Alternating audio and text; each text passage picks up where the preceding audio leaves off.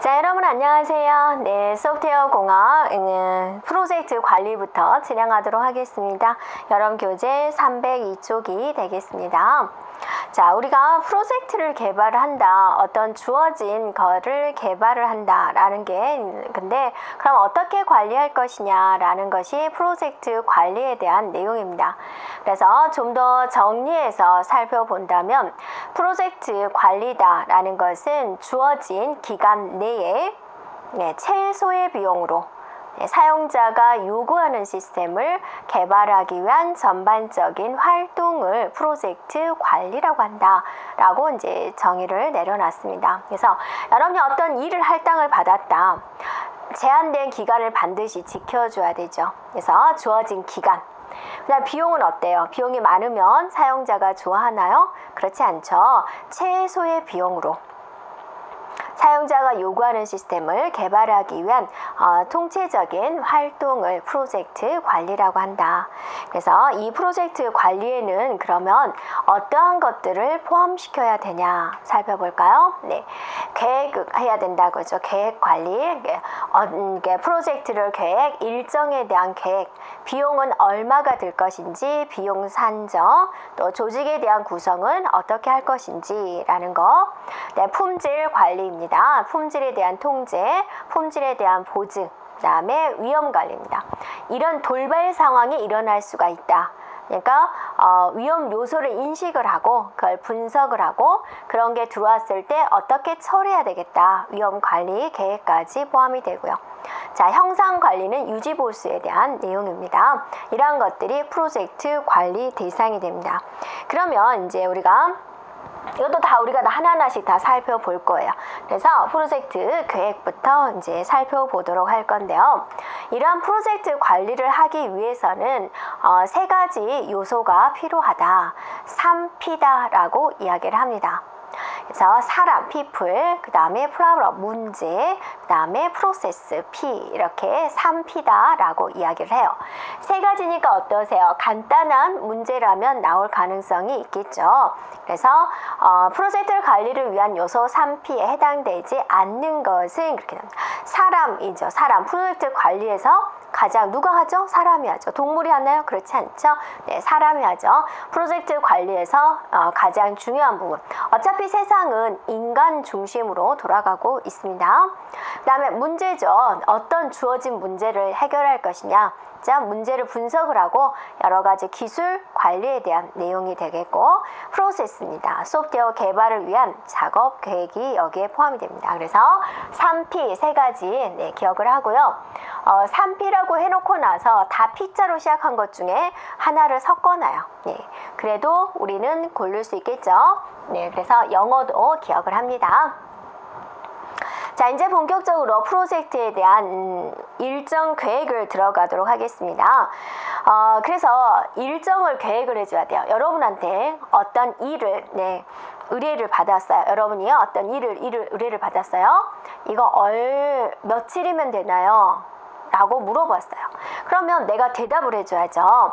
왜냐면 그 소프트웨어를 맡기신 분은 그게 궁금하죠. 언제 완성이 되는지. 그래서 프로젝트에 대한 일정 계획을 할 때 어떤 방법으로 구할 거냐라는 거죠. 그래서 이런 세 가지 방법이 있습니다.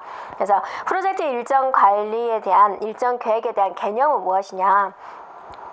프로젝트에 대한 소작업을 예측을 하고 파악을 하고 작업의 순서, 일정을 결정을 해야죠. 그래서 최적의 프로젝트 계획을 수립하는 데 목적이 있다. 자, 브룩스의 법칙이 있어요. 브룩스의 법칙이라는 것은 무엇이냐면 이제 마감 우리가 6개월 계약으로 이제 한 거죠. 프로젝트 개발을. 근데 5개월이 되어도 좀 일정에 차질이 없어요. 그래서 윗선에서 빨리빨리 진행해 하고 나서 새로운 인력을 투입을 해줬어요. 그거는 올바른 행위냐라는 거죠. 그렇지 않다라는 거죠. 그래서 그 새로운 사람이 들어왔을 때 또 적응 기간이 거쳐야 되고, 팀원들 사이에서는 그 사람이 들어옴으로써 어떠세요? 또 분위기도 달라지고 하기 때문에 일정이 더욱더 지연이 된다. 그래서 프로젝트에 혼란을 더 가져올 수 있다라는 게 브룩스의 법칙이 됩니다. 기억하세요. 그러니까 팀 프로젝트를 진행하는 중간에 새로운 인원이 투입이 되면 일정이 앞당겨진다? 그렇지 않다. 더욱더 지연이 된다. 기억해 주면 되고요.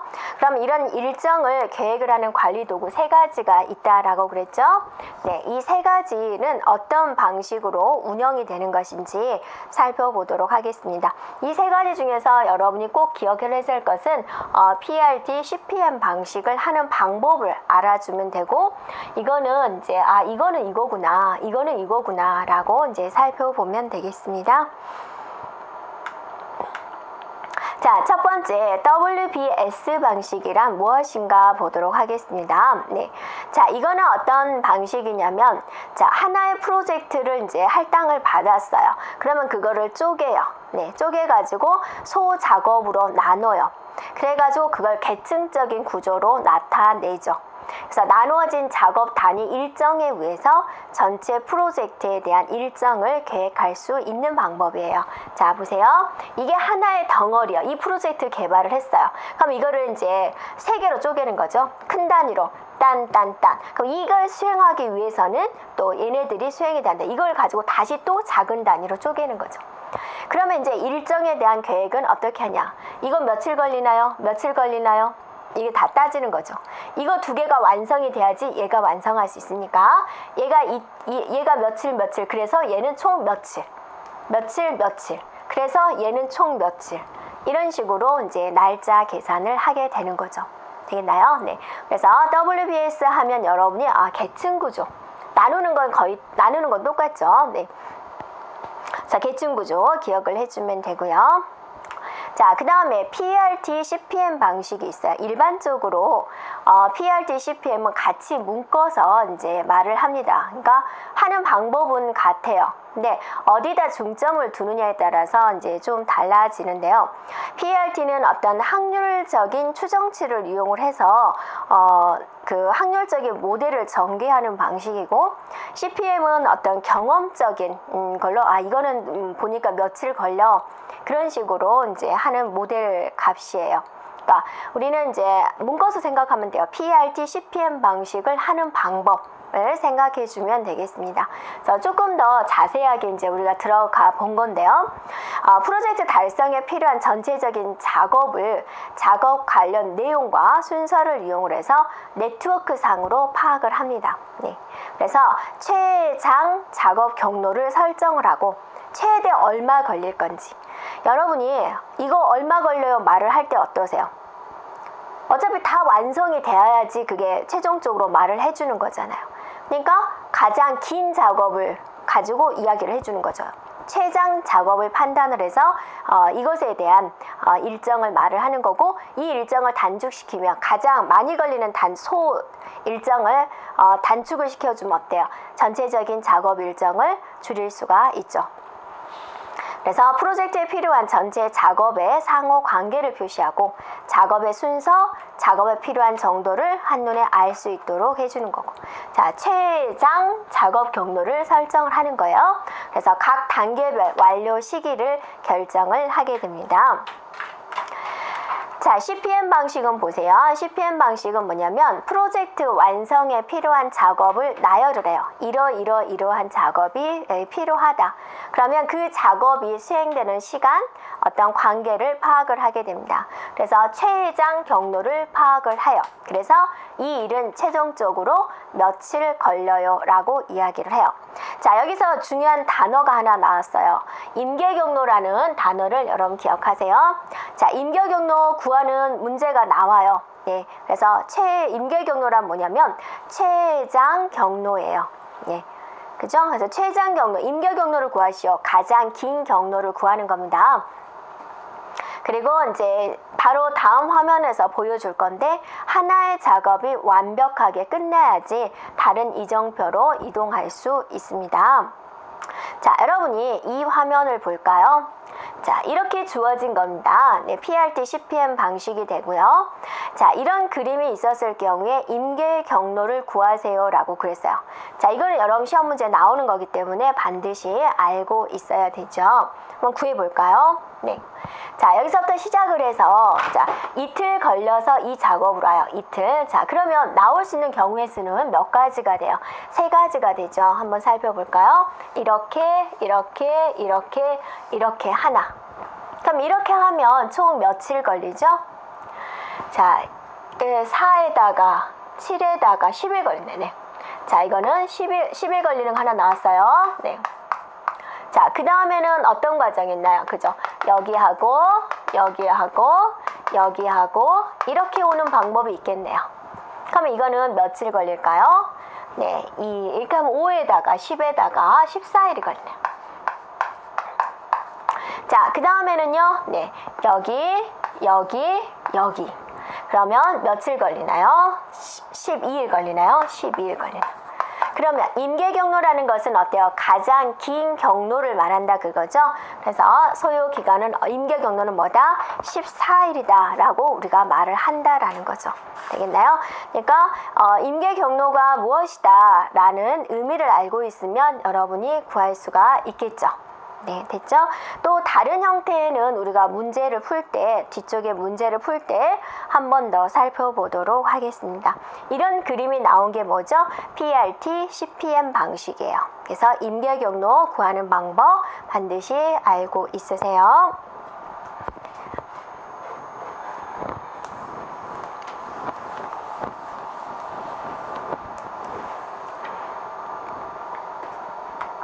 자, 이제 뭐가 있었죠? 간트 차트가 있었죠? 간트 차트는 여러분이 그 교재를 보면 그런 방식이에요. 그러니까 몇 월 며칠 날 뭐하고, 며칠 날 뭐하고, 며칠 날 뭐하고, 그거를 이렇게 그래프 형태로 표시해 주는 방식이 돼요. 자, 보통 이거를 사무실에 칠판에다 딱 걸어 놓죠. 네. 그러면 작업의 형태를 어때요? 한눈에 파악할 수가 있죠. 네. 그래서 작업에 대한 계획, 작업 실적, 이런 것들을 비교해 가지고 작업에 대한 진도를 관리를 하고 통제를 하게 됩니다. 그래서 하나의 측에 다는 시간의 흐름, 즉 날짜죠. 그 다음에 하나의 측에 다는 이제 해야 될 작업 내용을 기술을 한다 그러죠. 그래서 여기는 이제 몇 월 며칠 날짜, 여기는 해야 될 작업. 그래서 이 작업은 여기서 시작해서 여기까지 완료를 해야 돼. 이 작업은 여기서 시작해서 여기까지 완료를 해야 돼. 이런 식으로 표현을 해주는 것이다 라는 거죠. 네. 그래서 프로젝트 일정표로서 프로젝트를 구성하는 각 작업 단위들의 시작, 종료를 파악할 수 있도록 이런 막대 형태로 표시한 것이 바로 간트 차트다 라는 겁니다. 그래서 우리가 이제 그 3가지 방법에 대해서 봤죠. 그 3가지 방법은 뭐 하는 방법이에요? 그죠? 일정을 계획하는 방법이 되죠. 일정을 계획하는 방법 3가지. 그래서 그림을 보고 여러분이 연상을 해주면 되겠습니다. 그래서 구하는 방법은 PRT, CPM에서 임계 경로 구하는 방법 꼭 기억해 주면 되겠고요. 자, 이제 일정을 구했어요. 이제 중요한 뭘 구해죠? 며칠 동안 완성할 수 있어요. 라고 이제 그 계산을 했다라는 거죠. 네. 그 다음에 이제 뭐죠? 중요한 거 비용이죠. 네. 비용 계산을 이제 들어가도록 하겠습니다. 비용을 계획하는 방법이에요. 그래서 이런 비용을 계산하는 방법, 우리가 보통 입찰 받을 때도 어때요? 비용 계산해서 넣죠. 그러면 거기에 세부적인 조건이 있어야 되겠죠. 그래서 이러이러하니까 어느 정도 비용이 발생이 돼요. 네, 라고 말을 할 수 있겠죠. 자, 소프트웨어 개발 의뢰를 받았을 때 이런 정도면 어느 정도 금액이 필요하네요 라고 말을 할 수 있어야 되겠죠. 그래서 프로젝트를 수행하는 데 필요한 비용을 예측하는 방법에 코코모 모델과 락 기법이 있습니다. 네, 그래서 그러면 이제 프로젝트 비용을 결정하는 요소에는 어떤 게 있을까? 어떤 제품의 복잡도, 또 주어진 시스템에 대한 크기, 또 인적인 요소, 하드웨어적인 요소, 소프트웨어적인 요소, 또 개발자에 대한 능력, 또 개발 기간, 이런 것들을 이제 총 통합을 해서 비용을 결정을 하게 된다라는 겁니다. 그러면 비용을 예측하는 게 코코모 모델과 락 기법이 있다라고 그랬죠? 그럼 한번 코코모 모델은 도대체 무엇인지 살펴보도록 할까요? 네. 자, 코코모 모델은 뭐냐면 이제 대표적인 비용 산정 기법이다. 원시 프로그램의 규모에 의해서 예측하는 방법이다라는 겁니다. 그래서 어떤 소프트웨어 종류 규모를 예측한 후에 나름대로의 공식을 이용해서 비용을 산정을 하게 돼요. 자, 여기서 이제 우리가 뭐가 있냐면 기억을 해줘야 돼. 이건 중요합니다. 문제에 나오는 내용이고요. 조직형이다. 영어도 기억하세요. 오가닉 방식이다. 그 다음에 세미, 반분리형이다. 그 다음에 인베디드, 내장형이다. 이렇게 세 가지로 구분을 하는데 이 세 가지로 나누는 기준은 뭐냐면 프로그램의 규모예요. 프로그램의 규모를 따질 때 우리가 라인 수로 따지게 됩니다. 5만 라인이에요. 5만 라인. 5만 라인은 조직형이다. 가장 작은 내용이 되고 30만 라인 반분리형이다. 30만 라인 이상 나머지는 이제 내장형이다라고 이야기를 해요. 네. 그래서 여기서는 지금 가장 작은 게 뭐죠? 5만 라인이죠. 그래서 어떤 조직의 내부에서 중소 규모에서 사용하는 소프트웨어다. 그래서 일괄적인 자료 처리라든지 사무 처리용에 사용이 되는 방식이다라는 거고요. 자, 반분리형입니다. 그래서 이거는 뭐냐면 데이터베이스 관리 시스템이나 운영 체제나 이런 소프트웨어 개발을 하는 유형에 포함이 되고, 자, 이거는 어떠세요? 내장형은 굉장히 큰 최대 30만 라인 이상이니까 최대형 규모가 되겠죠. 그러니까 쉽게 생각한다면 여러분이 줄수라고 생각하시면 되세요. 여러분 A4 용지에 몇 줄이 들어가나요? 몇십 줄이 들어가는 거죠. 네. 근데 이게 만 줄이라고 생각해 보세요. 얼마 그 정도만 해도 어때요? 규모가 굉장히 큰 거죠. 근데 얘는 30만 라인 이상이다라는 거죠. 그래서 굉장히 뭐 신호기 제어 시스템이라든지 미사일 유도 시스템이라든지 실시간 처리라든지 이런 데 사용이 되는 방식이다. 그래서 이 라인 수를 가지고 분류를 한다는 거 기억해 주면 되겠습니다. 자, 이게 코코모 모델 프로그램의 라인 수를 가지고 원시 프로그램의 그 규모에 의해서 비용 산정을 한다라는 거죠. 자, 그 다음에 이제 락 기법이 있습니다. 이제 락 기법은 어떤 거냐면 이제 여러분 교재를 보면 원시 코드의 라인 수를 위해서 이용을 해서 비용을 산정하는 기법인데요. 거기 있는 공식이 있죠. 네. 그래서 노력은 투입 인원 곱하기 개발 기간을 한 거예요. 나름대로 공식을 세워가지고. 그래서 개발 비용은 개발 기간 곱하기 투입 인원 곱하기 단위당 비용 1인당 월 평균 인건비 한 달에 얼마 줘야 되는지 그런 것까지 계산을 한 거죠. 개발 기간은 개발자 수 곱하기 1인당 월 평균 생산 분의 생산 예측된 거 해주면 되고요. 생산성은 개발자 수 곱하기 개발 기간 분의 개발된 에롯이다 라고 했는데 이 공식은 애울 필요는 없으세요.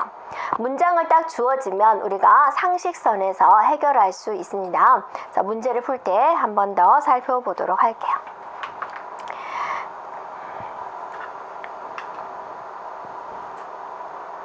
자, 그 다음에 이제 보면은 위험 분석이라고 있죠. 위험 분석. 위험 분석은 프로젝트 개발 과정에서 예상되는 위험 요소를 사전에 식별하고 위험을 극복하기 위한 대책을 수행하기 위한 것이 바로 위험 분석이 되겠습니다.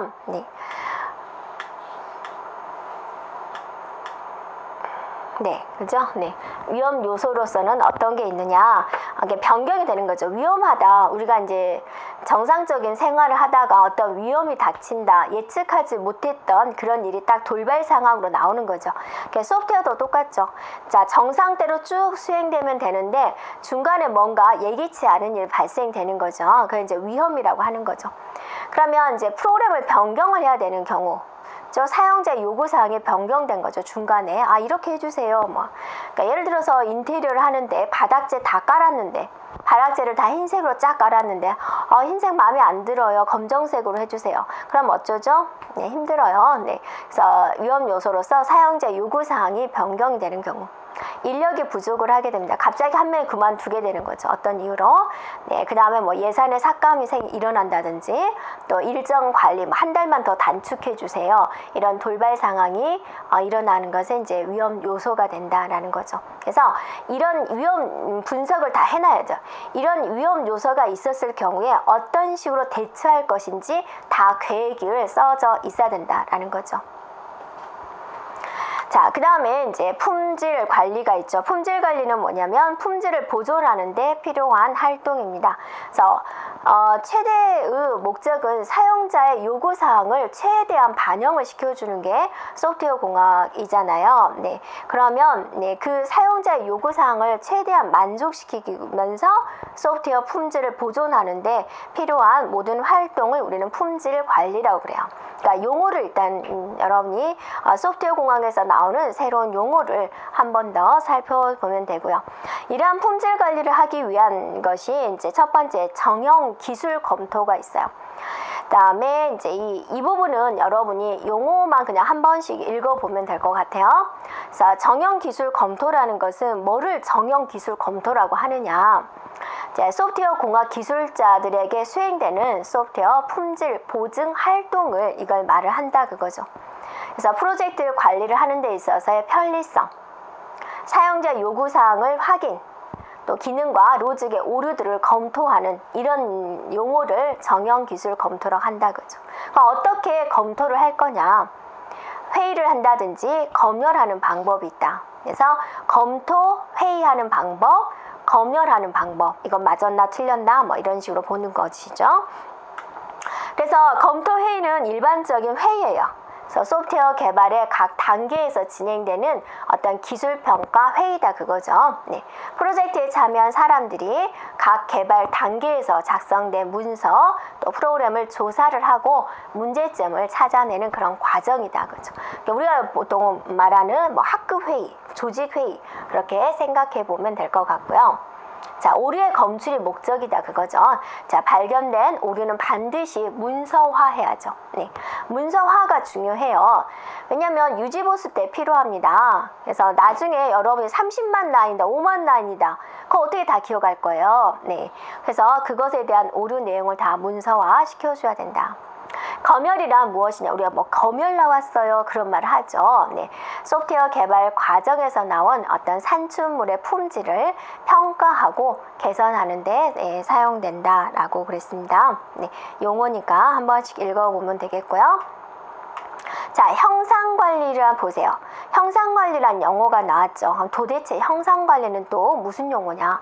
소프트웨어 공학에서 형상관리라는 것은 무엇이냐면 유지보수 쪽이다라고 생각하면 되세요. 그러니까 형상이란 무엇이냐? 형상이 있어요. 소프트웨어 개발 단계에서 각 단계가 있었죠. 그 단계에서 만들어지는 프로그램, 또 그 프로그램을 설명하는 문서, 데이터 이런 것들을 다 형상이라고 그래요. 그러니까 소프트웨어 개발 단계에서 만들어지는 것들이에요.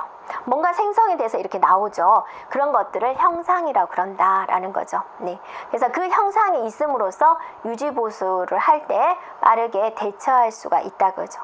그럼으로써 비용적인 면, 시간적인 면이 전락이 되는 거죠. 자, 여러분이 5만 라인의 프로그램을 개발을 했어요. 근데 문서화를 하나도 안 해놨어요. 나중에 오류를 찾으려고 그래요. 그 5만 라인을 다 뒤져야 되죠. 근데 각 단계마다 문서화를 시켜놨다면 형상을 딱 보고 어디가 오류, 이것에 대한 내용이 몇 번째 라인에 있었지 해가지고 거기를 찾아가서 수정하면 어떠세요? 더 빨리 진행이 되겠죠. 그래서 이러한 형상 관리라는 것은 소프트웨어 개발의 전체 단계에서 적용되는 활동이다. 그러니까 소프트웨어 개발에서 나오는 그런 산출물들, 문서화들을 형상이라 그랬으니까 전 단계에서 필요하겠죠. 그래서 나오는 것은 전 단계에서 나오지만 그게 쓰여지는 곳은 어디에서? 유지보수 단계에서 수행이 된다라고 볼 수가 있겠죠. 그래서 여기서 소프트웨어 공학에서 여러분 또 새로운 용어들이 쭉쭉 나오고 있죠. 그 용어들이 무엇인지 전반적인 이해를 해주면 되겠습니다. 자, 여기까지 진행을 하고요. 다음 단원에서는 챕터 3 시스템 분석 설계부터 진행하도록 하겠습니다. 여러분 수고하셨습니다.